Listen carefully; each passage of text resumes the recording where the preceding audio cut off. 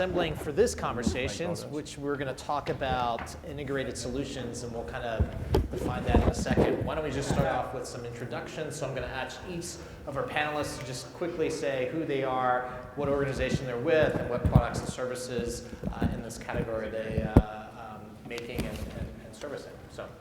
I know that. Sure, so I'll start. I'm Betsy Parker with Weight Watchers, which, as you likely know, is an iconic brand in weight management. We've been around for 50 years.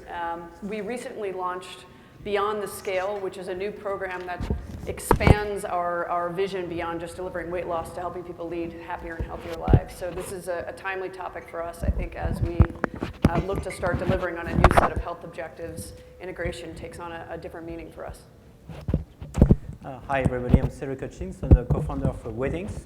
So we've been developing, so now since 25 years, but 8 years, some connected health device. So our first device being a smart scale, but we've developed a range of connected health sensors ranging from scale, blood pressure monitor, activity trackers, sleep sensors, so all around aggregating health data and making achievable insight.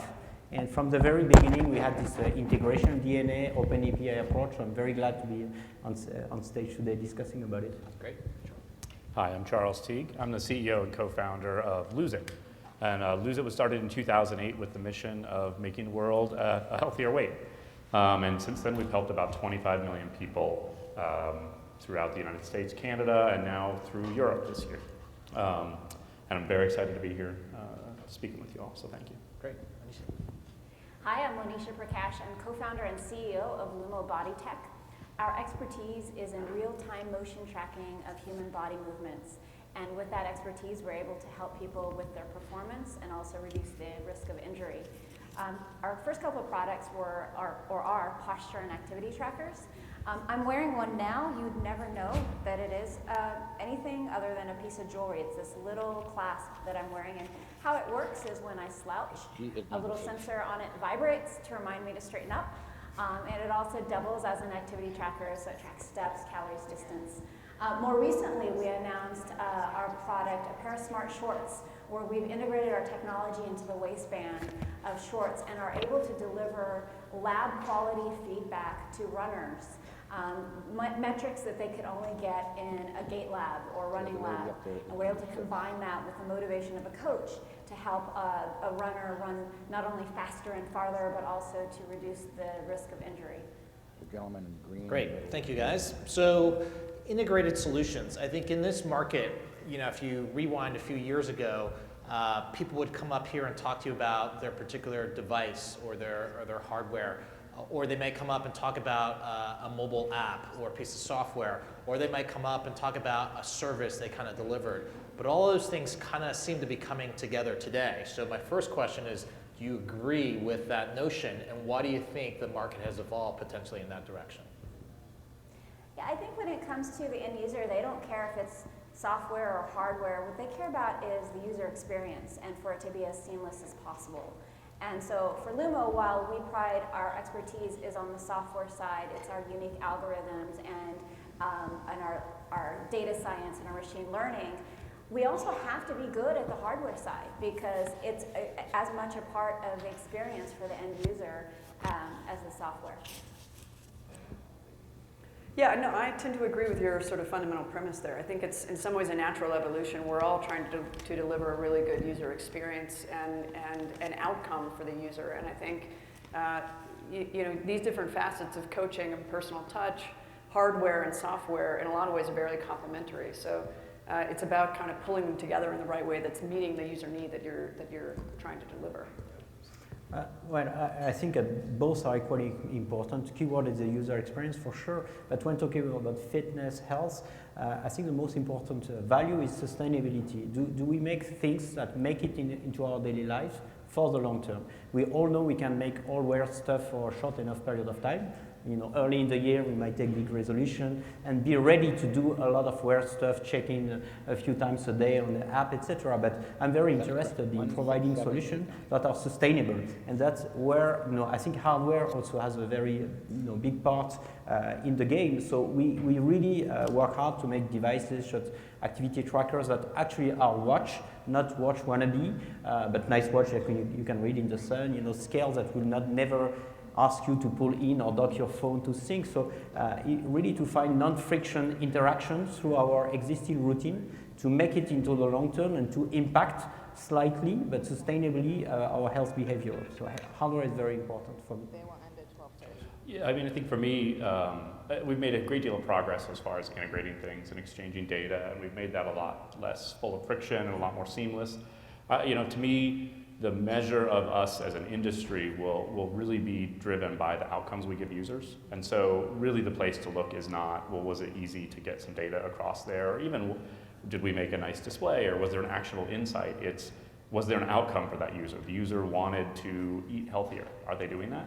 Did you enable them to do that? I think it's great that we've made this much progress because we've only been working on this for a short time period, but it's also easy to lose sight, I think, of that ultimate end user goal. For Lose It, a lot of users, they just want to get to a healthy weight, and that's really what we look at when we measure success. And so even when we look at data exchange and integration with partners, a lot of that for us is driven by whether or not it delivers success to our users in terms of outcome. And that's where we spend our time and effort, and I think that's when we'll feel like we've succeeded. Well put. Let's come back to that one. So piggybacking off of the previous panel where we were talking about data syndication and integration, all that kind of stuff. Just want to confirm, each of you widely make your data available elsewhere. You also will integrate with other people's data. Just give us a sense of how you think about that, what drives that product strategy or that business strategy, and where do you see it going in your respective organizations? So I can start. It's really the idea of sharing the data wherever it's relevant and it can provide outcomes for our user has been in our DNA. So my former life is in the telco and really saw the product we will develop as endpoint of a full services. And very modestly, and I say that next to my fellow panelists, very modestly in 2008 when we started, we wonder ourselves, do we want to be the Weight Watchers? Do we try to be the Weight Watchers? Or do we want to enable as many of great Weight Watchers-like services? We answered by the second, and we developed and documented an open API. We really started, it was live in 2009 with our first smart scale, and very quickly, and I have to say, one of the very, very first partners has been Lose It. We found great partners picking up the value for their end users, not to have to input any information, but very naturally have a weight trend coming in their services to make relevant, frictionless services. And we really view it as simplifying yet enriching the service to our end users. So we now have more than 200 of such partnership. Of course, we've jumped in other API words by the big one, Apple Health, or Apple Health or HealthKit, Google Fit, but we really view it naturally because it only matters to bring relevant user experience, and we don't think there is one single solution on one. I hope we'll come back on that, but one complete and comprehensive dashboard that will fit for all and for all time. So. Yeah, I'll say at Weight Watchers, the way we think about that data strategy actually ties back to the bigger strategy of what user outcome we're trying to deliver. And at the end of the day, we're delivering on weight loss outcomes. But what we really are very thoughtful about is how are we giving people the confidence to get started? How are we keeping them motivated and staying inspired throughout that journey, giving them positive energy to keep going? And we have to be very thoughtful about which data we're pulling in and at what points in the journey to keep people sort of going in a positive way to deliver the outcome. So the data questions are sort of a subset of a broader strategy and what you're after with your end user. I think the exciting opportunity that I think we're all touching on here is to really be able to get a more holistic picture of the end user. Right? Today, a lot of the data that's being collected live in silos, and you get a very narrow picture into that person, their behaviors, and their outcomes. Well, I imagine a world where we can correlate weight data with nutrition, with stress, with posture, with activity, with temperature, with environment. I mean, there's just and then that's when the big data and data science starts getting really exciting, right? Is when we can understand human beings on an even more personalized level, and then deliver to them more personalized insights and coaching that are relevant to them so that the data that's being collected will have more enduring value over time. In that perfect world, what is the interface that I go to interact with it? You know, because do I naturally have a series of silos that aggregate up, so it's another third party that's offering that abstraction? Is that each of you that want to compete and be that kind of dominant interface to the consumer, you know, or and are you all going to try to build broader brand propositions to the consumer to be that? You know, how do you see that evolving? I think for Lose It, I think the way we look at the world, it's natural that silos will form around user goals. You know, so much of what Lose It does is not actually about the underlying data, but is about the way that we expose it and create the experience for the user. And so I think it's a very natural thing that if what you want to do is you want to build strength, that there's a sort of an optimized experience for that. And if what you want to do is you want to lose weight, there's an optimized experience for that. Now, the data underneath it actually is very similar, right? How you eat matters a lot to building strength, just as it does to losing weight. And so I think food can play an important role in both, but it wouldn't surprise me to see, you know, that there's a strength training app that's way more successful than Lose It for people who are trying to build strength, and I think we would be perfectly happy to work with them and give them what they need to help people succeed. I think it's got to become a competitive advantage, though, that in order to be willing to open up your API and share the data, right? Like, I think the industry has to evolve to a point where there are standards, and for companies that don't, you know, play with others, there becomes a disadvantage because they're not able to serve the end user better. That's what I would love to see, because again, it's about the end user winning. You know, it's not about any one of these companies having the Uber platform, right? I think it's really about letting, you know, creating an environment and an ecosystem where the end user can be served as best as possible. And I think we heard that on the earlier panel that you were discussing as well. Like, the users in the end will demand that. In some cases, they already are. It's not sort of consistent across the different silos of the wellness industry, but I wouldn't be surprised if we end up there. Just we're somewhere still at the early stages of this journey. Mm-hmm.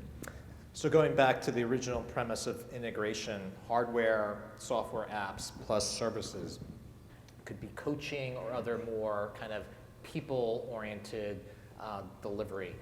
Where do you see that evolving in this space? You know, some people have said, hey, the last mile in health or fitness can't be automated, or we've reached the bounds of what automation can kind of generate, and to truly you know, get the outcomes that you guys are all trying to deliver for your users, manual intervention or human intervention or coaching or something else like that needs to show up on the scene.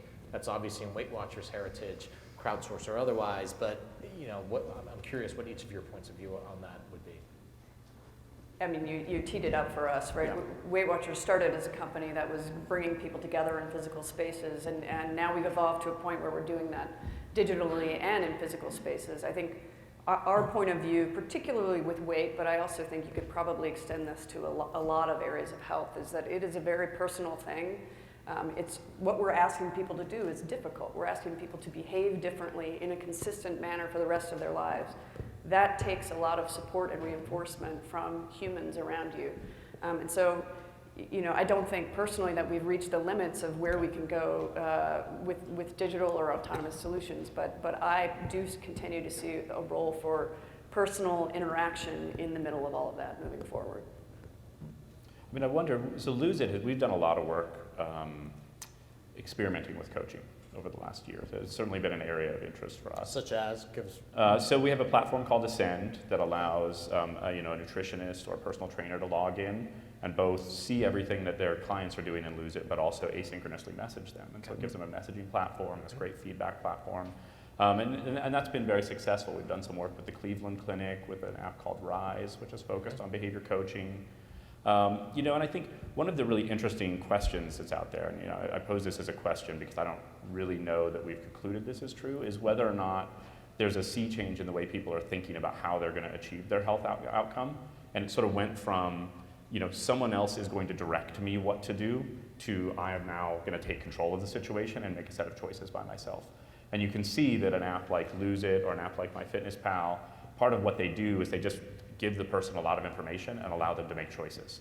And so they really are taking control and just saying, we'll just give you a line, you decide how not to cross that line. And I wonder when it comes to coaching if the way we have to think about coaching is going to change. You know, social is really powerful for us.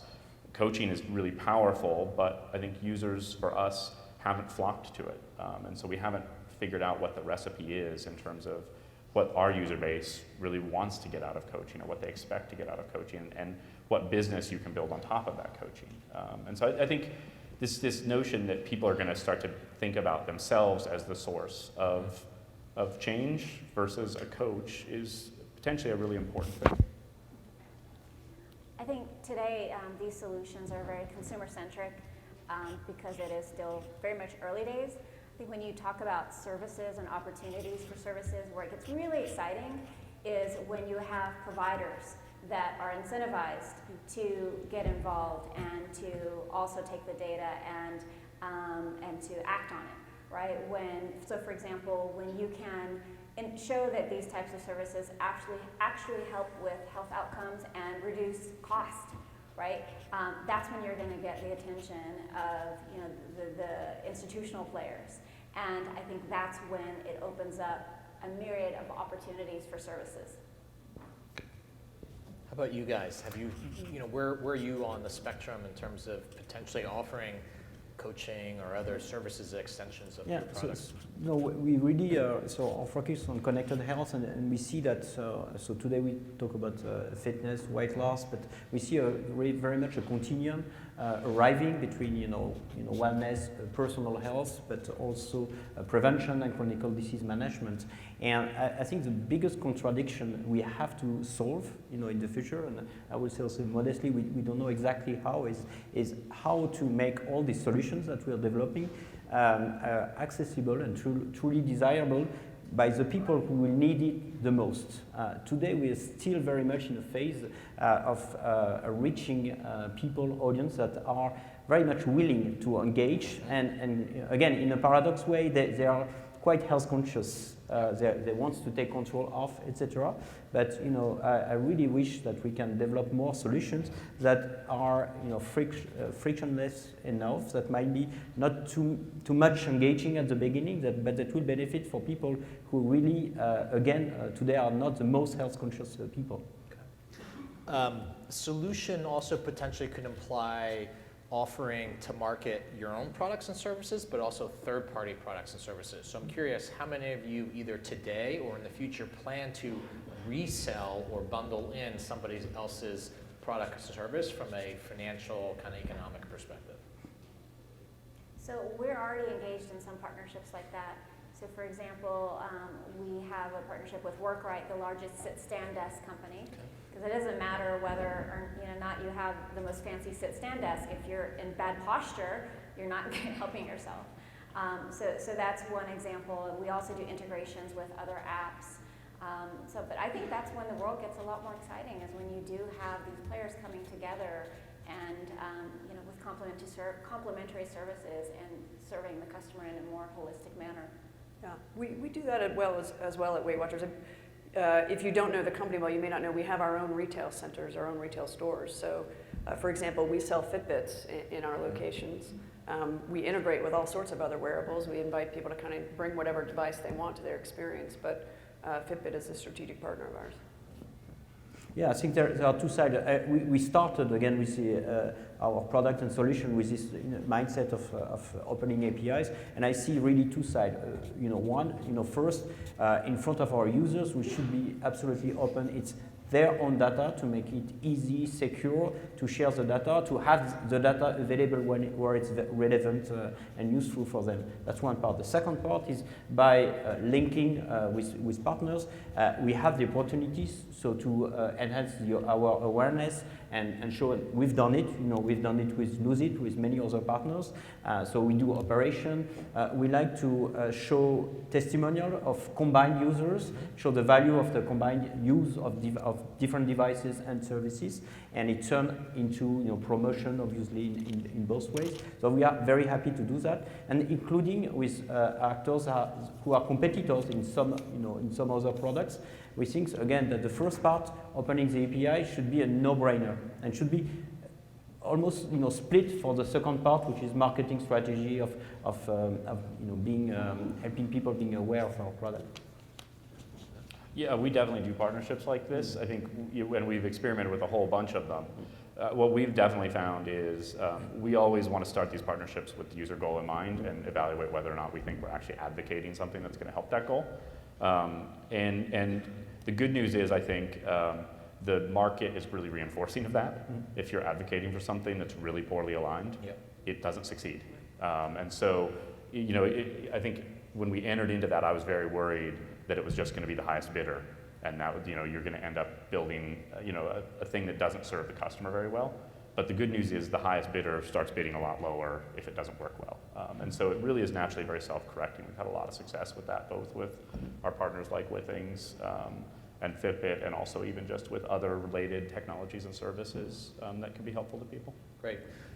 You referenced this when you talked about institutional, and you also referenced it when we've been talking primarily about a direct-to-consumer kind of model, right?